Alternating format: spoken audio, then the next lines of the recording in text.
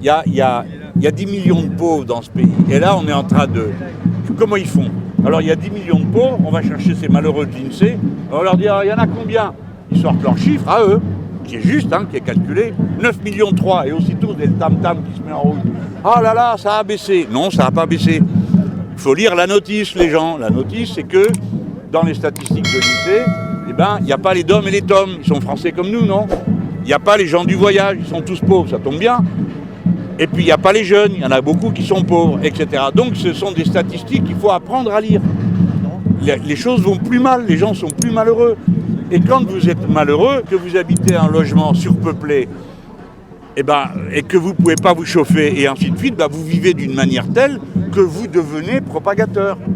Tout ça se tient. J'ai une petite question à vous poser sur le Greta. Ouais. Hier, il a quitté une table ronde, donc on l'a qualifiant de greenwashing. Qu'est-ce que vous pensez là? Elle a raison, on a trop de dirigeants à Glasgow qui viennent pour faire des discours, qui essayent de faire croire qu'ils luttent pour le climat simplement parce qu'ils font des beaux discours et qui, une fois qu'ils sont rentrés dans leur pays, font exactement l'inverse. Donc elle a raison d'incarner une parole, notamment une parole forte, une parole de la jeunesse qui ne veut pas simplement sauver le climat, qui veut sauver son avenir. Très important d'être là ici. Il s'agit d'un des enjeux les plus importants de notre temps, peut-être le plus important avec celui de la biodiversité. On est juste dans la foulée de la COP26, c'est très important de montrer qu'il n'y a pas que des déclarations entre dirigeants qui comptent, mais aussi une vraie pression citoyenne qui s'exerce sur eux. Le point de départ de tout, c'est la question sociale. Comment on partage entre les gens la richesse qui a été produite. Si vous réglez ça, vous réglez tout le reste. Si vous ne voulez pas le régler parce que vous protégez une petite bande qui s'empiffre et se gave, vous ne réglerez rien. Parce que vous ne transformerez pas les gens qui vivent dans un logement surpeuplé en gens qui vivent dans un logement moins peuplé juste parce qu'on le leur a dit. Voilà, si M. Macron leur dit que ça va mieux et que c'est pas vrai, ils se disent « Ah tiens, il nous raconte des histoires ». Et s'il nous raconte des histoires là-dessus, alors il nous en raconte sur le reste. La vérité a un bloc. Ça peut arriver qu'on se trompe, je ne dis pas le contraire. Mais pas quand c'est un discours construit de mensonges. Bon, allez, ça va, on a assez parlé maintenant. Est-ce qu'il y aura des passes sanitaires à l'entrée des bureaux de vote? Non, normalement, non. Je sais pas, tiens, j'ai oublié de demander. Le Conseil constitutionnel a dit que c'était interdit. Mais par contre, ça pose une question sur les conditions de l'élection présidentielle, puisque comme pendant 8 mois et demi, le président de la République et le gouvernement, du coup, peuvent à leur guise prolonger le pass sanitaire, ça veut dire qu'ils ont la main sur toute l'élection présidentielle pour confiner, mettre du couvre-feu, interdire des réunions publiques, interdire du porte-à-porte, mais il n'y aura pas de pass sanitaire. En fait, si on l'interdit pour ce jour-là, il faut l'interdire dans la veille, le lendemain, parce que les gens, ils votent dans leur ville. Donc il faut interdire le train et tout. Donc c'est toute une chaîne.